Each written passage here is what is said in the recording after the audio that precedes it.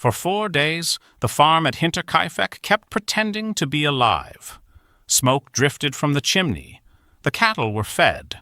Bread was cut. Chores continued. But no one answered the door. No one appeared in the yard. And the noise of 6 lives collapsed into a silence so complete that when neighbors finally entered on April 4th, 1922, they did not find a household in trouble. They found a household erased, and signs that whoever had done it may have stayed behind. Hinterkaifeck stood in Upper Bavaria near Grobern, 70 kilometers from Munich, isolated enough that distance became part of the crime. The dead were Andreas Gruber, his wife Kazilia, their widowed daughter Victoria Gabriel, her children Kazilia and Joseph, and the new maid, Maria Baumgartner, who had arrived only hours before the murders. Even before the killings, the farm carried its own social weather. Victoria and Andreas had been convicted of incest in 1915. Joseph's paternity was disputed. Property, shame, and family resentment already hung over the place. So when Andreas spoke of footprints in the snow leading to the farm, but not away from it, attic noises, a missing key, and signs of tampering, the story entered a landscape primed for suspicion. The last ordinary moment came on March 31st, when Maria arrived with her sister at 4:30. Sometime that night, 6 people were killed with a Reuthaue, a mattock-like farm tool from the property itself. Investigators later believed 4 victims were lured one by one into the barn or stable area and killed there first. Maria and little Joseph were killed inside the house. On April 1st, small routines began failing in ways that only seem obvious afterward. The family missed church. Young Kazilia did not appear at school. Coffee salesmen got no response. Then, for days, the farm remained active in the most disturbing way possible. Animals were tended. Food was eaten.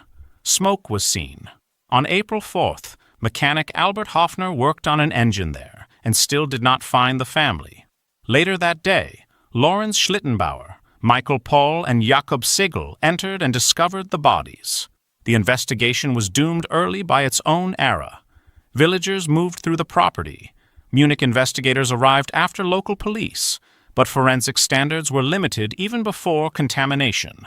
Autopsies on April 6 and 7 established the brutality, and one detail has haunted the case ever since. Young Kazilia appears to have survived for hours after the attack, tearing out her own hair in agony. A year later, after the farm was demolished, the suspected murder weapon was found hidden in the attic. That discovery clarified almost nothing. Over time, investigators entertained suspects, motives, and even spirit mediums. Schlittenbauer became the most durable suspect in public memory because of his relationship with Victoria, the disputed paternity of Joseph, and his behavior when the bodies were found. But suspicion is not proof. That is why the case survived its own paperwork. Officially, the investigation closed in 1955, but closure and explanation were never the same thing. Records were incomplete. Later losses thinned the archive further, and modern re-examinations could only underline what had already been squandered. In 2007, police trainees reviewing the case criticized the missing or inadequate forensic work and still reached the bleak conclusion that it was likely unprovable. Hinterkaifeck became Germany's most famous unsolved murder, not just because 6 people died, but because the facts are unnervingly specific. Footprints with no return trail, sounds above the ceiling, a killer who may have eaten in the kitchen and slept under the same roof as the dead. It sits at the border between criminal file and folktale, where evidence remains real but never sufficient. And that border has a long history. America has Villisca, another rural household cut down in the night and preserved in uncertainty. It has Lizzie Borden, where an axe murder entered legend through trial, acquittal, and a suspect everyone could point at. Hinterkaifeck is colder than either story. No courtroom fixed it into narrative. No confession simplified it. Just a demolished farm, an empty patch of Bavarian land, and a case that keeps asking how much horror can survive when explanation does not. Some crimes vanish because nobody remembers them. This one endured because memory never found a stable shape for it. If you liked what you watched, please like and subscribe. We post interesting and crazy stories from throughout history every Wednesday and Saturday.